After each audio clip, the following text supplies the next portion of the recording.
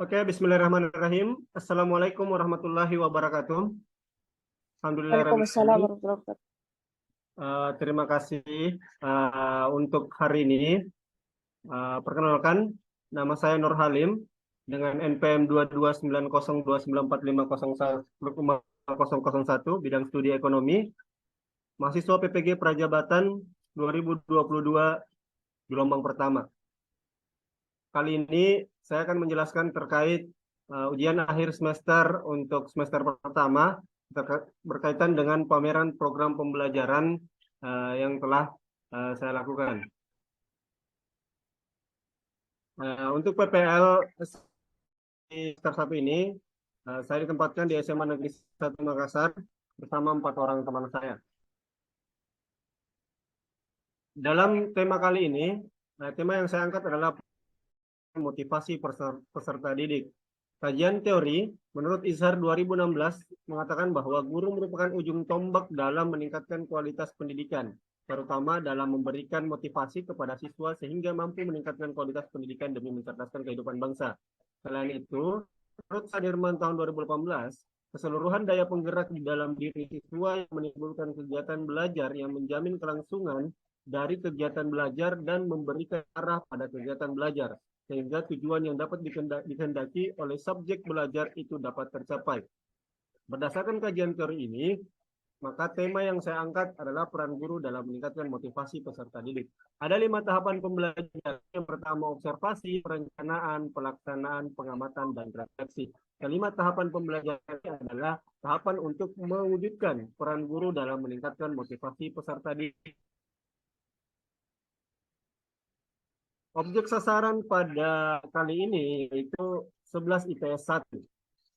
Peserta didik kelas 11 IPS 1 terdiri dari usia 15 sampai 17 tahun, di mana jumlah peserta didik berjumlah 34 orang, dengan laki-laki 13 orang dan perempuan 21 orang. Observasi kali ini meliputi kognitif atau kemampuan berpikir peserta didik, emosional, sosial, moral peserta didik, etnik dan kultural, motivasi belajar, minat belajar, dan kemampuan awal. Observer memilih ke-8 indikator ini sebagai dasar untuk mewujudkan atau meningkatkan motivasi serta minat belajar peserta didik. Dalam perencanaan, ada 2 hal yang kami lakukan. Yang pertama, problem atau masalah yang terjadi pada objek sasaran. Yang kedua, menentukan output dan solusi yang akan dilakukan pada tahap pelaksanaan. Pada tahap problem, kami menyadari atau saya menyadari bahwa di kelas 11 IPS 1 ada 3 problem utama mengapa minat belajar tadi sangat kurang. Yang pertama, ruang kelas yang panas. Yang kedua, motivasi belajar yang kurang mendukung. Dan yang ketiga, fokus peserta didik yang gampang pecah atau gampang hilang. Ketiga kondisi kelas ini menjadi fenomena dan masalah. Nah, berkaitan hal tersebut, hasil observasi saya, yang pertama, minat dan motivasi belajar yang kurang. Yang kedua, fokus peserta didik yang mudah hilang. Yang ketiga, kurangnya daya serap peserta didik. Keempat, ekosistem pembelajaran yang kurang mendukung. Mulai dari jam pembelajaran yang kurang, hanya 25 menit 1 jam. Yang bagian B, pemanfaatan teknologi. Dan yang bagian C adalah ruangan belajar yang cukup sesak. Fenomena masalah yang diamati ini membuat peneliti untuk membuat output atau solusi, di mana output atau upaya solusi yang saya lakukan adalah menggunakan model atau metode FLUP, di mana Fun Learning and Unique Practice. Metode ini adalah metode yang saya rancang sendiri untuk membuat praktek belajar yang unik dan menyenangkan. Dalam pembelajaran ekonomi, praktik belajar menurut materi itu sudah sangat amat membosankan bagi peserta didik melihat dari masalah-masalah yang terjadi. Oleh karena itu, saya mewujudkan bahwa materi ekonomi harus dilakukan praktik belajar yang unik dan menyenangkan. Dari praktik belajar ini, atau solusi ini akan menggabungkan 4 hal. Yang pertama, model pembelajaran, di mana model pembelajaran yang dilakukan adalah penggabungan dari discovery learning, problem based learning, dan self direct learning. Model pembelajaran ini akan dilakukan dengan metode pembelajaran yaitu ceramah plus, di mana guru bukan hanya sebagai media pembelajaran atau sebagai pengarah penuntun peserta didik, tapi dia harus menggunakan metode pembelajaran untuk menjadikan suasana kelas interaktif, apalagi ruang kelas yang cukup sesak dan peserta didik yang gampang yang kurang fokusnya akan mudah terdistract dengan beberapa hal yang terjadi seperti panasnya ruangan dan lain sebagainya. Oleh karena itu, seorang guru yang belajar dengan kondisi kelas seperti itu harus menerapkan ceramah plus, di mana guru harus menjelaskan dengan tanya jawab, mendemonstrasikan, bahkan menggunakan peer teaching metode, di mana peserta didik berhak juga memberikan kelolosan peserta didik untuk mengajar ke teman sebayanya. Nah, model dan metode pembelajaran ini dapat dilakukan dengan media pembelajaran yang pertama lembar kerja peserta didik. Yang kedua, aplikasi dalam hal assessment yaitu Quizzes, Google Form, dan Jamboard. Dan yang ketiga adalah Blogspot dan video pembelajaran. Selanjutnya, model, metode, dan media ini tetap harus dikombin dengan taktik dan teknik pembelajaran yang dilakukan oleh pendidik atau seorang guru. Di mana taktik dan teknik pembelajaran dalam penggunaan upaya saya kali ini yaitu harus menekankan pada penggunaan bahasa yang sederhana, di mana pendidik harus mampu menjelaskan secara sederhana bahasa keilmuan dalam materi tersebut supaya dekat dengan peserta didik. Yang kedua, penggunaan ice breaking, dan yang ketiga, sistematis penjelasan harus jelas dan dapat mudah dipahami oleh peserta didik.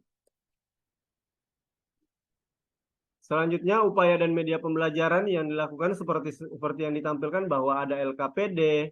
LKPD ini harus menarik supaya peserta didik tidak bosan dan fokusnya tidak terpecah. Yang kedua, Google Form, Google Jamboard, dan Quizzes supaya pembelajaran cukup menantang dan membuat peserta didik merasa pembelajaran tersebut menyenangkan dan menantang bagi mereka. Dengan kondisi kelas tersebut, maka pelaksanaan harus dilakukan dengan langkah-langkah pembelajaran seperti berikut. Yang pertama, pendahuluan, di mana tetap akan digunakan penggunaan salam, berdoa, dan mengecek kehadiran, bertanya kabar, dan melakukan pertanyaan pembantik.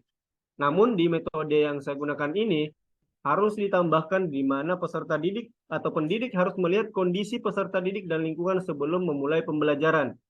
Seperti yang kita ketahui bahwa pembelajaran tidak selamanya dilakukan di jam pertama, kadang pembelajaran dilakukan di jam kedua bahkan jam terakhir. Oleh karena itu pendidik harus lihai atau pintar untuk melihat kondisi peserta didik dan lingkungannya, apakah sudah bisa untuk dilakukan pembelajaran atau melakukan ice breaking sebelumnya.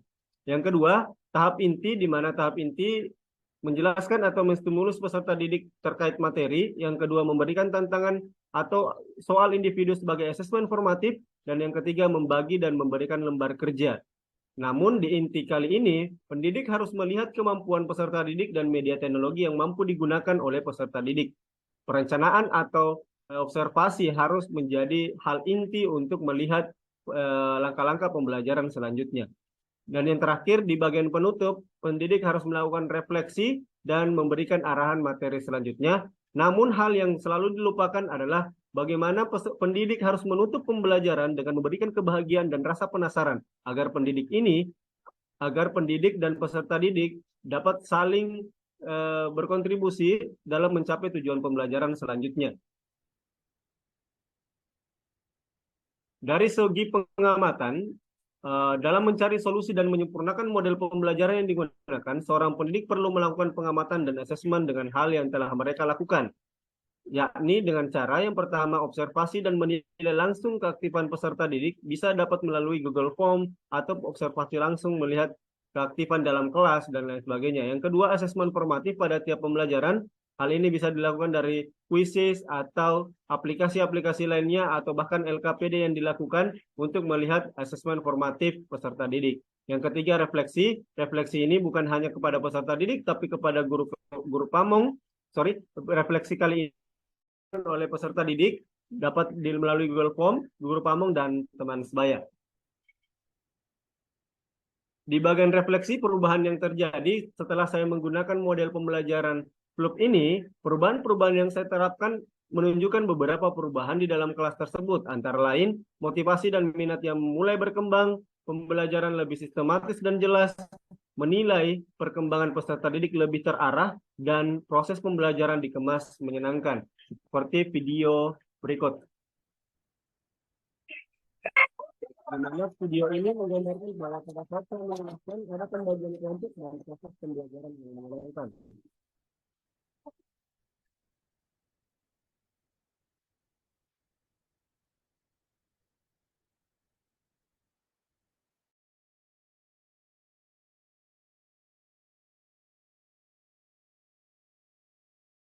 Jelasnya pembelajaran akan membuat peserta didik aktif untuk mencari jawaban atau menuju pada tujuan pembelajaran yang diinginkan.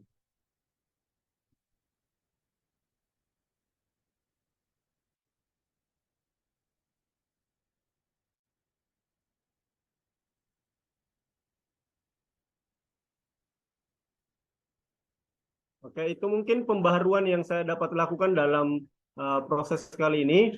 Kurang lebihnya mohon dimaafkan. Wabillahi taufiq wal hidayah. Assalamualaikum warahmatullahi wabarakatuh.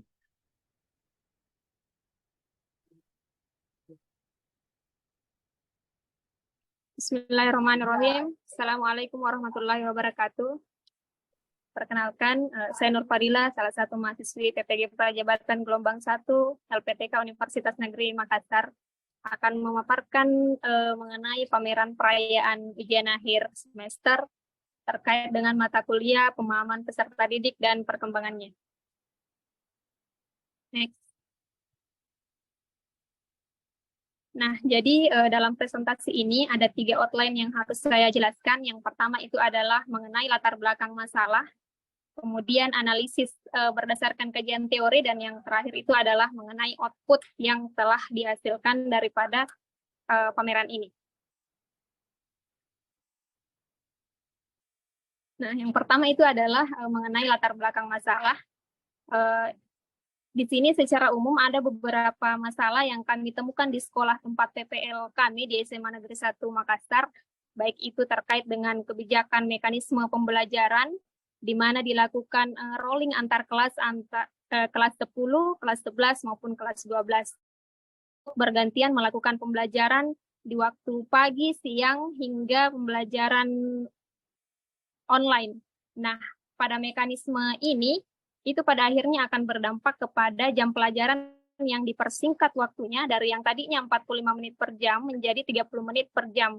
Bahkan untuk kelas-kelas yang belajar pada siang hari itu waktunya dipersingkat menjadi 25 menit per jam. Nah, tantangan yang muncul kemudian itu adalah mengenai fasilitas teknologi yang belum merata di setiap kelasnya, sehingga membuat kami sebagai praktikan itu kurang maksimal dalam proses pembelajaran. Tentu saja ini sangat bertolak belakang dengan pembelajaran abad 21 yang mengedepankan pemanfaatan teknologi dalam pembelajaran. Nah, secara khususnya itu, khususnya di kelas 11 IPS 3 yang menjadi kelas observan saya, di kelas ini yang saya amati, masalah yang muncul itu adalah ini. Yang pertama, kurangnya antusias siswa karena jam mata pelajaran berada pada waktu menjelang pulang sekolah.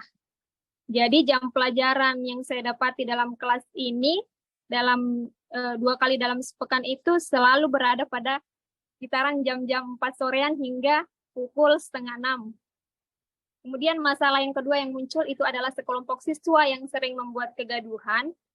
Dan masalah yang terakhir itu adalah ekosistem ruang pembelajaran yang tidak mendukung. Dalam hal ini adalah ruang kelas dan lain sebagainya. Next. Nah, presentasi outline yang kedua itu mengenai analisis berdasarkan kajian teori. Nah, di mata kuliah pemahaman peserta didik dan perkembangannya ini, kita sudah mempelajari sebelumnya pada topik 2 mengenai teori-teori yang baik itu dijelaskan oleh Piaget, Bronfenbrenner, dan Erikson. Kita mulai dari teori yang pertama, yaitu teori perkembangan kognitif yang dikemukakan oleh Jean Piaget. Nah, dalam teori ini dia mengajarkan bahwa perkembangan kognitif itu adalah hasil gabungan dari kedewasaan otak dan sistem saraf dengan adaptasi pada lingkungan. Nah, pada aspek perkembangan kognitif, sebagian besar siswa kelas 11 IPS 3 itu mengalami kesulitan dalam memahami pembelajaran. Mereka juga cenderung pasif serta malu untuk berpendapat, bertanya maupun menjawab pertanyaan baik secara berkelompok maupun individu. Kita lanjut ke teori yang kedua, teori perkembangan sosioemosional yang dikemukakan oleh Bronfenbrenner. Dalam teori ini dia memandang bahwa manusia itu dipengaruhi oleh konteks lingkungan. Adanya hubungan timbal balik antara individu dengan lingkungan yang akan membentuk tingkah laku peserta didik itu sendiri. Nah, pada aspek ini, siswa kelas 11 IPS 3 yang saya amati itu sebagian besar memiliki karakter yang suka mengganggu aktivitas teman lainnya saat proses pembelajaran, sehingga mungkin di sini perlu dilakukan pendekatan-pendekatan yang lebih terhadap kelompok siswa tersebut. Kemudian analisis kajian teori berdasarkan Erikson dalam teori perkembangan psikososialnya, pada dasarnya teori ini mengacu pada bagaimana kesehatan mental, pikiran, dan perilaku seseorang itu berkaitan dengan kebutuhan ataukah tuntutan masyarakat. Nah, yang perlu digarisbawahi dalam teori ini itu adalah bagaimana seorang guru melihat pribadi masing-masing yang dialami oleh peserta didiknya. Hal inilah yang kemudian menentukan bagaimana cara peserta didik memahami pembelajaran secara baik, baik itu secara kognitif, afektif, maupun psikomotorik. Nah, jadi pada dasarnya perkembangan psikososial peserta didik 11 IPS 3 yang saya amati itu belum cukup baik atau kurang baik, di mana mereka masih bingung untuk mengenali gaya belajar mereka masing-masing. Sehingga dalam hal ini kami selaku guru atau praktikan mencoba untuk memberikan model-model pembelajaran seperti discovery learning ataupun problem-based learning. Okay, next. Nah, di sini ada output-output yang sudah dihasilkan daripada pameran kami ini. Ada 3 output yang dihasilkan. Yang pertama itu adalah melatih leadership dan teamwork peserta didik. Dan yang kedua itu adalah menerapkan pembelajaran berdiferensiasi. Yang ketiga itu ada terbentuknya ekosistem pembelajaran yang aman, nyaman, dan menyenangkan.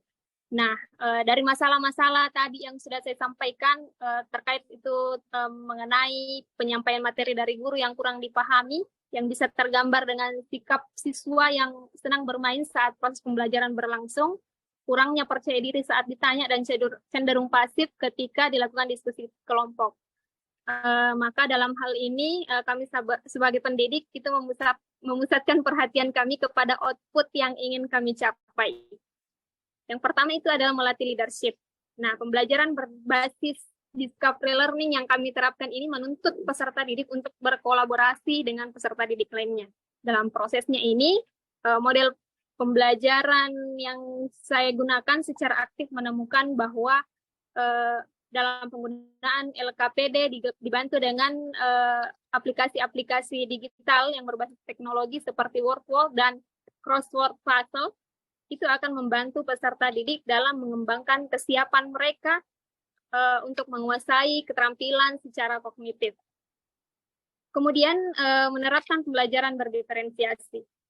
Nah, dalam proses pembelajaran di kelas ini kami menggunakan beragam cara agar peserta didik dapat mengeksploitasi materi menjadi tujuan-tujuan pembelajaran pada saat itu. Nah, penggunaan modul ajar yang diintegrasikan ke dalam teknologi, baik itu berbasis blog maupun video pembelajaran, itu kemudian akan membentuk peserta didik yang akan melek teknologi. Kemudian yang ketiga, ada terbentuknya ekosistem pembelajaran yang aman, nyaman, dan menyenangkan. Dalam proses pembelajaran ini, kami memanfaatkan beberapa aplikasi edukatif seperti Quizzes, WordWall, dan crossword puzzle, yang tujuannya itu untuk membantu meningkatkan partisipasi aktif peserta didik dan minatnya dalam belajar. Nah, selain itu ada juga penerapan beberapa ice breaking di awal pembelajaran ataupun di tengah-tengah jam pembelajaran Hal ini akan sangat membantu dalam membangun suasana ekosistem pembelajaran yang positif. Itulah tadi beberapa output yang saya jelaskan daripada pameran ujian akhir kita ini. Sebagai penutup, saya berikan sebuah pantun. Ada virus muncul di Wuhan, jangan lupa jaga kesehatan. Bila ada kata yang kurang berkenan, sedihlah kiranya dimaafkan. Billahi taufiq wal hidayah. Assalamualaikum warahmatullahi wabarakatuh.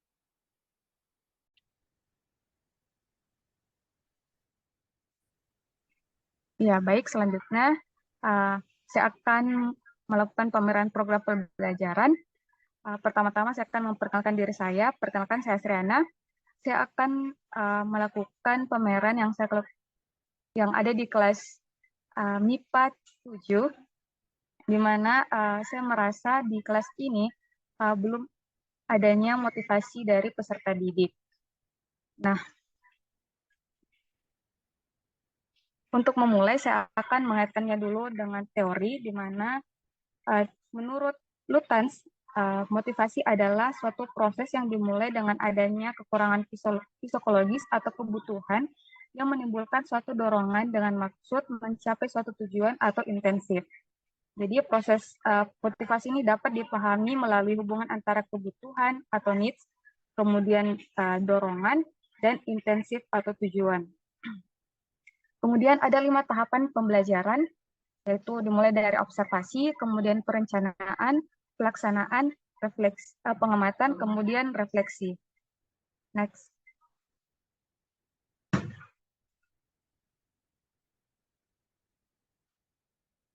Ya, jadi observasi. Di sini responden yang saya lakukan yaitu pada peserta didik kelas 11 MIPA 7 SMA Negeri 1 Makassar, di mana rentan usia peserta didik di kelas ini yaitu 16-17 tahun, dengan jumlah peserta didik laki-laki berjumlah 15 orang dan perempuan 12 orang. Dan karakteristik dari peserta didik di kelas ini sangatlah berbeda, mulai dari kognitifnya, emosional, sosial, moral, dan lain sebagainya. Kemudian perencanaan. Next. Ya, jadi untuk melakukan perencanaan ini saya melihat dari problem dan kemudian membuat sebuah output atau solusi. Nah, problem di dalam kelas MIPA 7 ini, saya melihat bahwa peserta didik kurang termotivasi dalam mengikuti pelajaran. Jadi mereka kurang rasa ingin tahunya mengenai pelajaran yang mereka dapatkan, seperti itu. Next.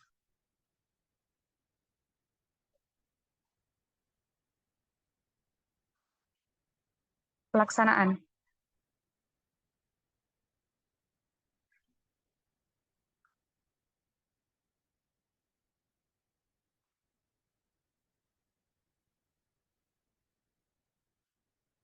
Ya, baik. Kemudian kita ada langkah-langkah pembelajaran di mana dimulai dengan pendahuluan. Pendahuluannya itu berupa salam, berdoa, dan mengecek kehadiran, kemudian bertanya kabar, dan memberikan motivasi. Motivasi ini berupa mengapa dia perlu mempelajari topik hari ini, dan ditambahkan dengan pertanyaan pemantik. Nah, dari pertanyaan pemantik ini, saya berharap bahwa peserta didik memiliki motivasi dalam dirinya untuk lebih semangat lagi dalam belajar di kelas.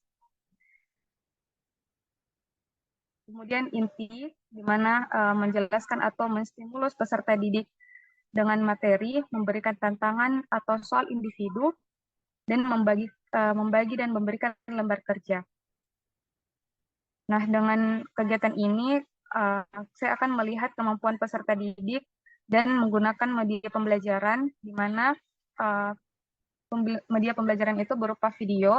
Nah, di video itu peserta didik akan mengamati apa yang mereka mengenai kasus yang saya berikan. Nah, dengan kasus ini saya harap mereka bisa lebih termotivasi karena kasus ini berkaitan dengan kehidupan sehari-harinya.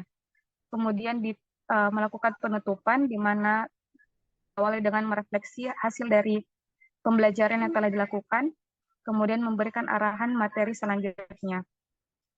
Next.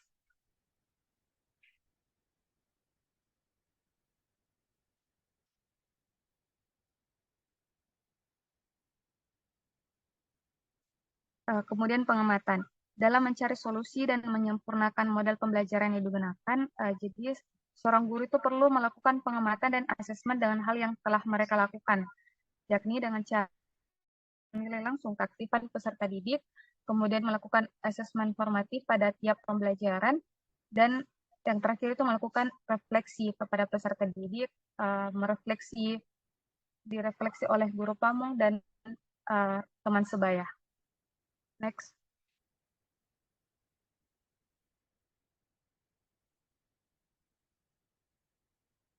Selanjutnya.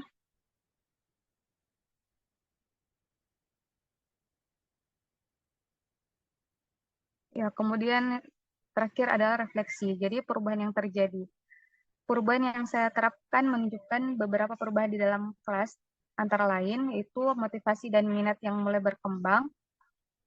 Terlihat dari pada inti pembelajaran, saya melihat peserta didik itu mulai berani mengemukakan pendapatnya dan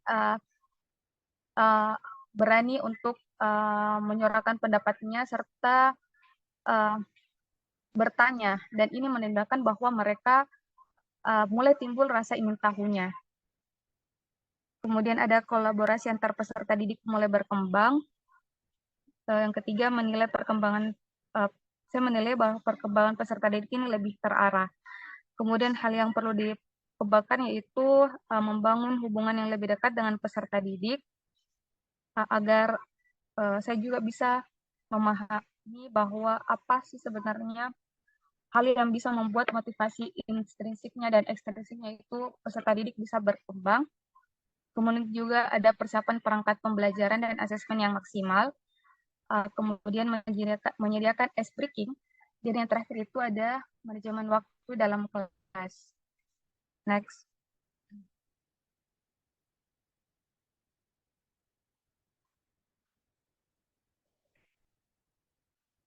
Oke, sekian dari saya. Saya lanjutkan ke rekan saya. Terima kasih.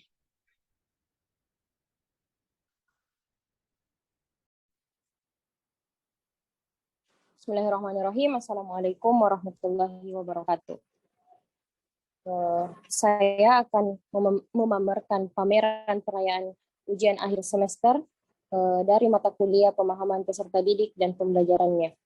Namun sebelumnya, perkenalkan, boleh di next.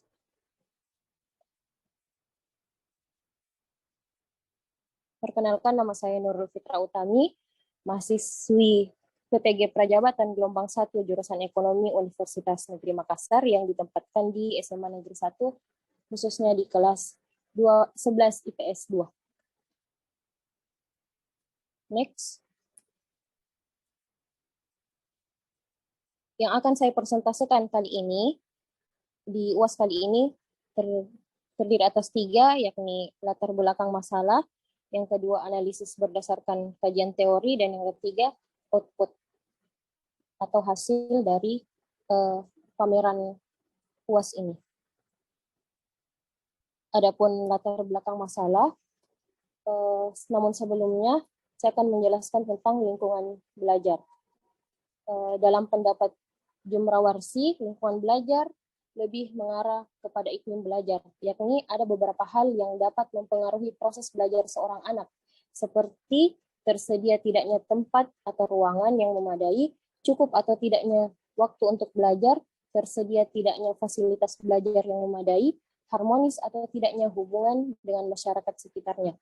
Sedangkan dalam kegiatan pendidikan, kita melihat adanya unsur pergaulan dan unsur lingkungan yang keduanya tidak dapat dipisahkan namun dapat dibedakan. Nah, untuk kelas 12 IPS 2 secara khusus memiliki masalah dalam proses pembelajarannya, yaitu 1, media elektronik, tidak adanya media elektronik atau sarana dan prasarana kelas yang kurang mendukung. Yang kedua, beberapa siswa sulit diatur, dan yang ketiga jam pelajaran yang berada di waktu yang kurang kondusif. Nah, kondisi atau masalah yang terdapat pada kelas ini mengacu pada masalah lingkungan belajar yang kurang mendukung untuk dilaksanakan. Artinya lingkungan belajar peserta didik belum cukup nyaman untuk mereka belajar. Oleh sebab itu, tantangan atau masalah tersebut dapat diatasi dengan memberikan sebuah solusi yang efektif sehingga dapat menciptakan lingkungan kelas yang aman, nyaman, dan berpihak pada peserta didik. Oke, boleh di next. Adapun analisis berdasarkan kajian teori, yang pertama, teori perkembangan sosio-emosional. Nah, teori perkembangan sosio-emosional ini yang kita pelajari di perkuliahan, teori perkembangan sosio-emosional yang fokus utamanya adalah pada konteks sosial di mana anak tersebut tinggal dan orang-orang yang mempengaruhi perkembangan anak tersebut. Nah, berdasarkan hasil pengamatan saya, perkembangan sosio-emosional ini mempengaruhi tingkah laku peserta didik di dalam kelas. Nah, selanjutnya, teori perkembangan kognitif.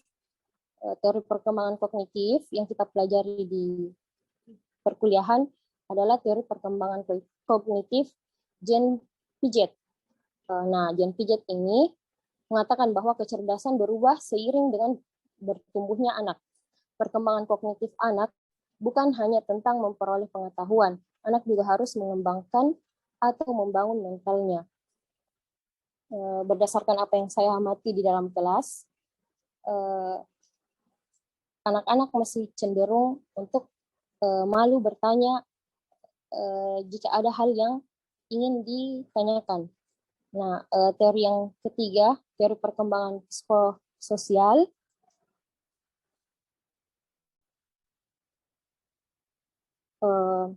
Teori perkembangan psikososial ini membahas tentang perkembangan manusia yang dikenal dengan teori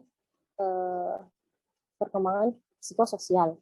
Nah, menurut Erikson, perkembangan psikososial ini dihasilkan dari interaksi antara proses-proses maturasional atau kebutuhan biologis dengan tuntutan masyarakat dan kekuatan-kekuatan sosial yang dihadapi dalam kehidupan sehari-hari. Dari sudut pandang seperti ini, teori opsional menempatkan titik tekan yang lebih besar pada dimensi sosialisasi dibanding teori yang lain. Berdasarkan analisis kajian teori ini, adapun output yang saya hasilkan, boleh di next.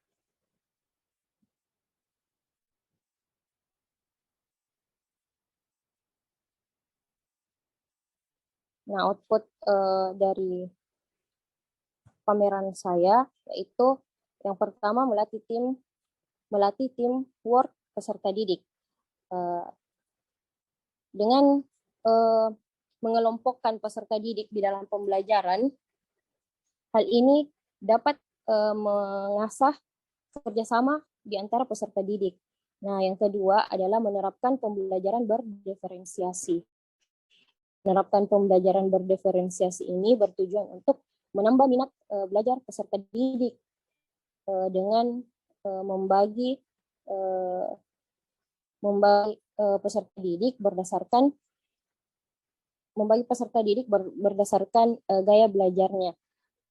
Yang senang belajar dengan audio atau yang senang belajar dengan audio visual maksud saya, mohon maaf, akan diberikan video pembelajaran. Yang senang belajar dengan membaca akan diberikan modul pembelajaran atau e-book. Oke, boleh di next. Output yang ketiga adalah terbentuknya ekosistem pembelajaran yang aman, nyaman, dan menyenangkan. Dengan boleh di next lagi. dengan menonton video pembelajaran melalui YouTube atau membaca melalui blog. Baik, mohon maaf, ada satu lagi yang tidak saya tampilkan, yakni media pembelajaran dengan menggunakan LKPD. Oke, sekian dari saya. Saya akhiri. Assalamualaikum warahmatullahi wabarakatuh.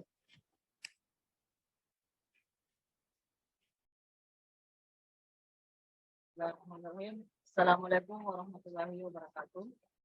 Perkenalkan, saya Reza Gunawan, nomor NPM 290 belakang 505. Jadi di sini saya akan mempresentasikan mengenai pameran praktik pembelajaran yang telah saya lakukan di sekolah ke tempat kerja saya, yaitu di SMA Negeri 1.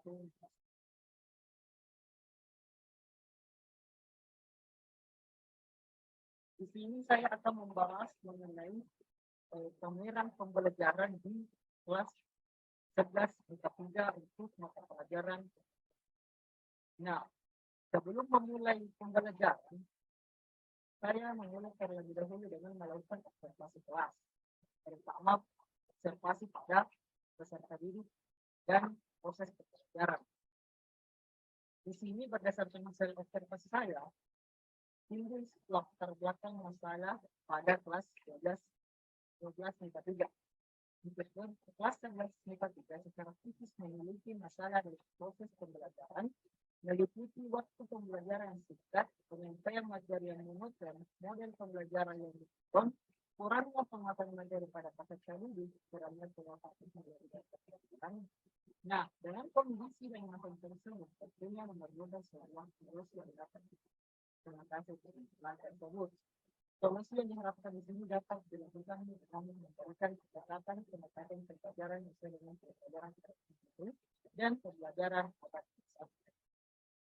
Seperti yang telah dijelaskan oleh rekan-rekan saya sebelumnya, bahwa mekanisme pembelajaran di SMA Negeri 1 Makassar itu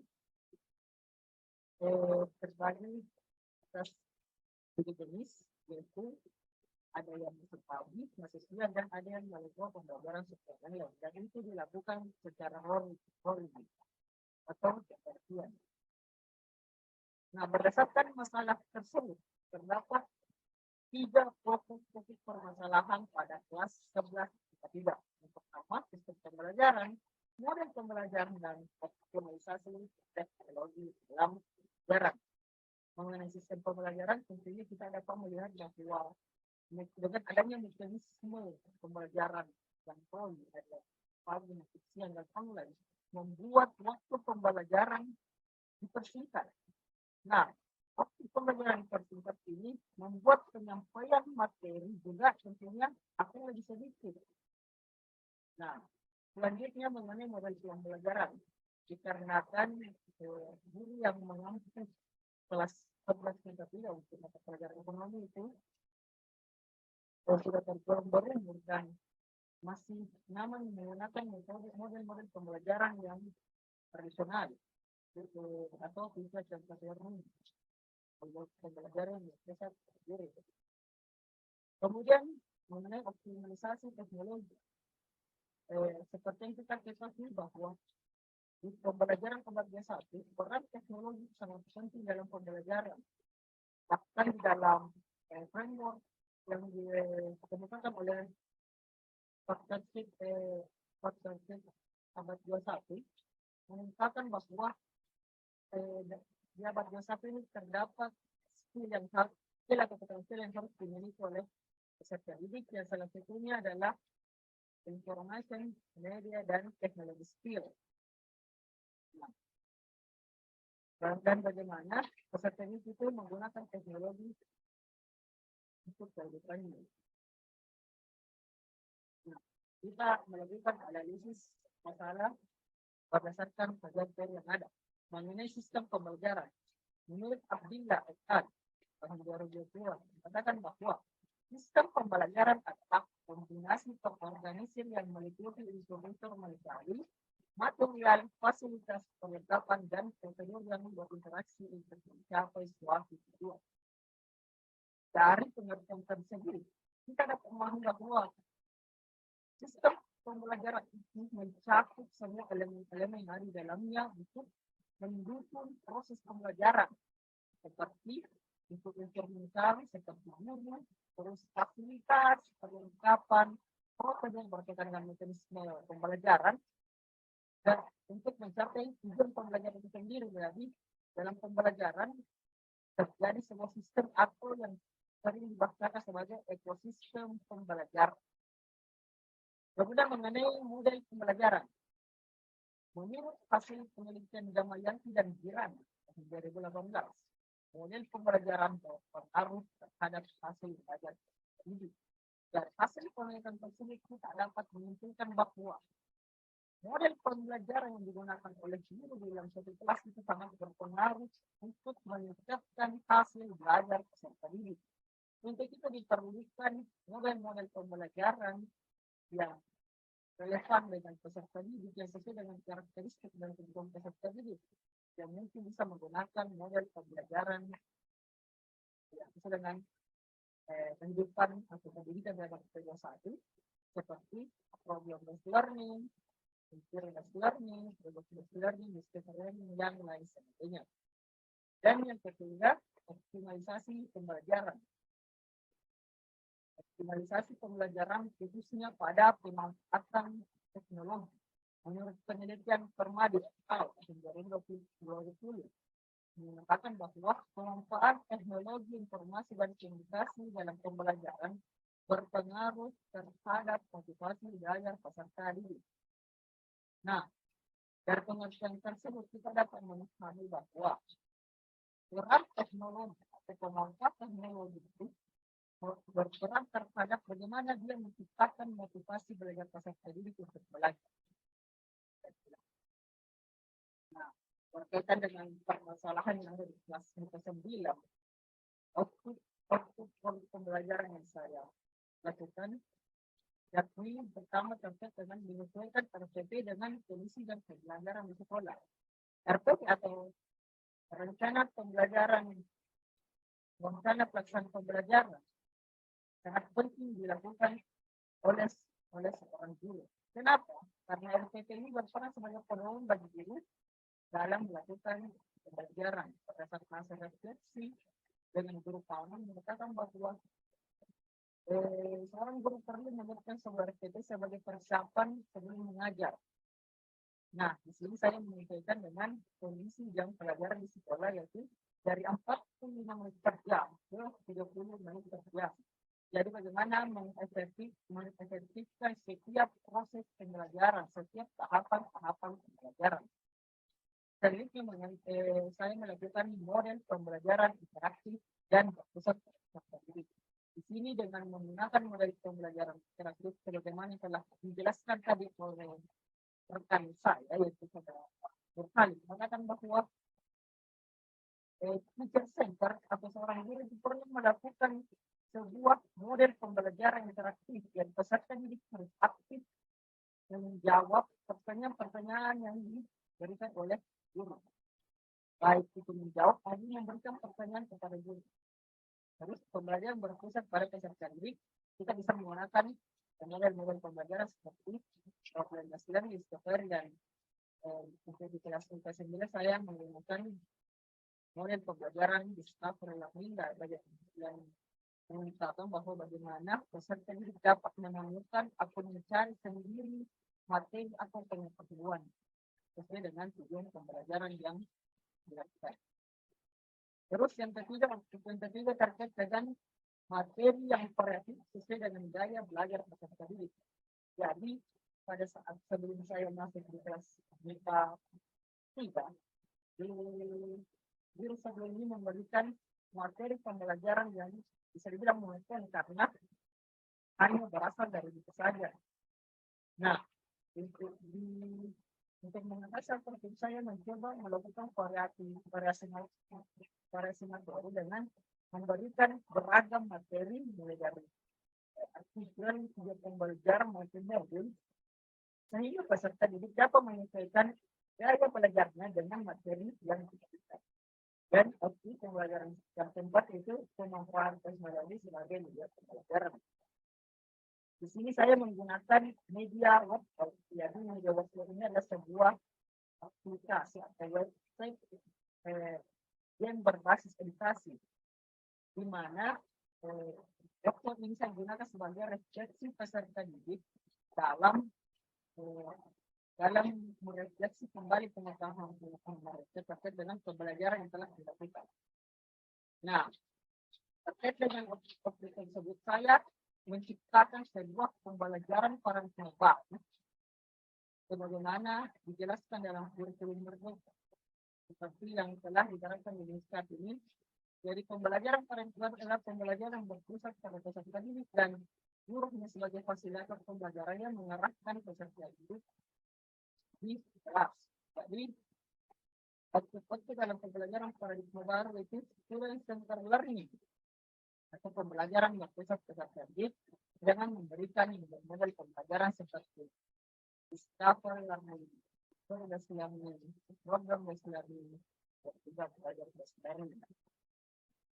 Terus pembelajaran berorganisasi dengan memberikan materi atau sebelumnya perlu kita katakan bahwa pembelajaran berorganisasi ini terdiri atas 3 aspek utama, yaitu diferensiasi materi, diferensiasi proses, dan diferensiasi produk. Jadi bagaimana menyesuaikan pembelajaran dengan gaya belajar peserta didik atau karakteristik peserta didik dalam pembelajaran berasosiasi. Terus pembelajaran berbasis teknologi. Nah, dalam pembelajaran berbasis teknologi ini bagaimana kita sebagai guru mengembangkan atau meningkatkan keterampilan abad 21 peserta didik. Karena di abad 21 ini seperti yang telah kita jelaskan tadi, partnership Century 21 telah membuat sebuah framework mengenai 3 keterampilan dasar yang harus dimiliki, 3 keterampilan yang pada abad 21. Dan salah satunya adalah information, media, and technology yang terbagi atas 3, yaitu literasi terhadap media, literasi terhadap informasi, dan literasi terhadap teknologi informasi dan komunikasi. Jadi ketiga literasi tersebut harus dipahami oleh siswa. Jadi bagaimana siswa memiliki literasi. Literasi ini bisa diartikan sebagai kemampuan peserta didik dalam tidak hanya mengetahui, tapi bagaimana dia memahami dan mengaplikasikan apa yang mereka ketahui. Nah, mungkin hanya itu yang saya sampaikan. Lebih dan kurangnya, Assalamualaikum.